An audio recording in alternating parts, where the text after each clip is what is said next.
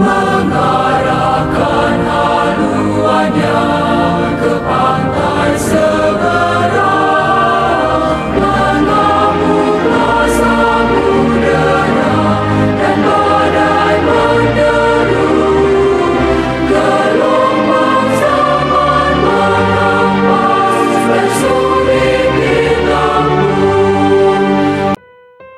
Saudara-saudari yang terkasih, selamat berjumpa kembali dalam channel Inspirasi Sabda Komisi Keluarga Keuskupan Agung Medan, Sabtu 14 Oktober 2023. Adapun yang menjadi sumber inspirasi kita pada hari ini dikutip dari Injil Lukas bab 11 ayat 27 sampai 28.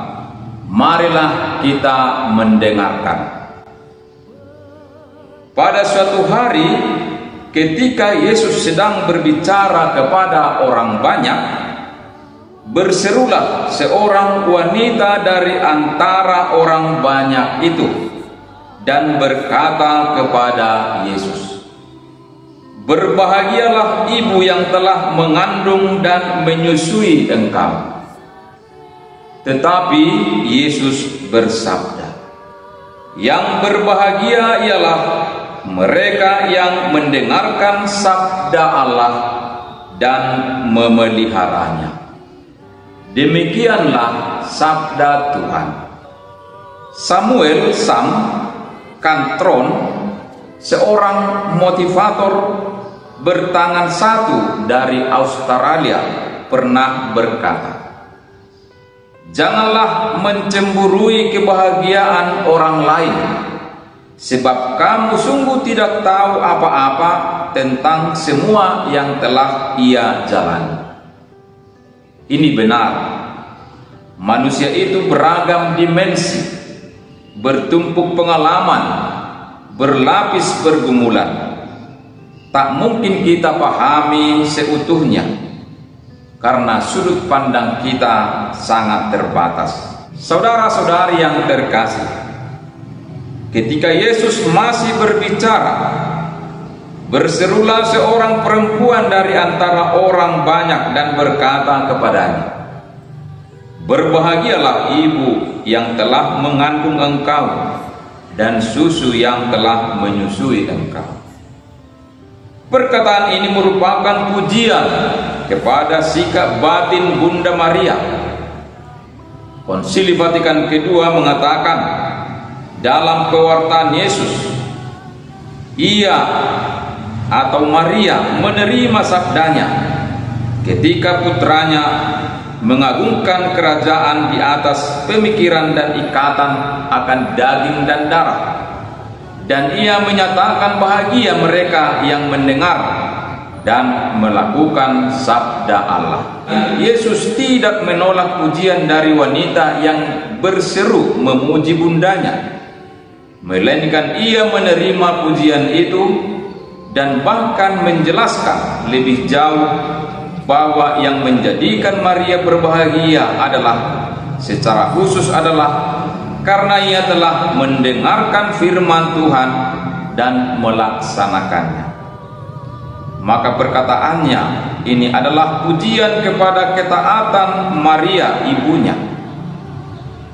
Ia menerapkan ketaatan itu dalam hidupnya dengan tulus, dengan murah hati, tanpa perhitungan, memenuhi setiap akibatnya, tetapi tanpa keriuhan, digembor-gemborkan, tetapi secara tersembunyi dan dalam keheningan pengorbanan setiap hari.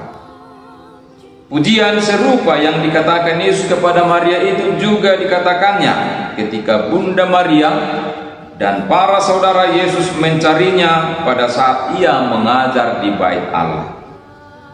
Ibuku dan saudara-saudaraku ialah mereka yang mendengar firman Allah dan melakukannya. Di sini Yesus juga tidak bermaksud menghina ataupun menyangkal ibunya dan saudara-saudaranya. Sebaliknya, Yesus mengajarkan bahwa barang siapa yang melakukan kehendak Bapanya adalah anggota keluarganya dan anggota kerajaan Allah. Saudara-saudari yang terkasih, Yesus mengajarkan keutamaan agar seorang melakukan kehendak Allah.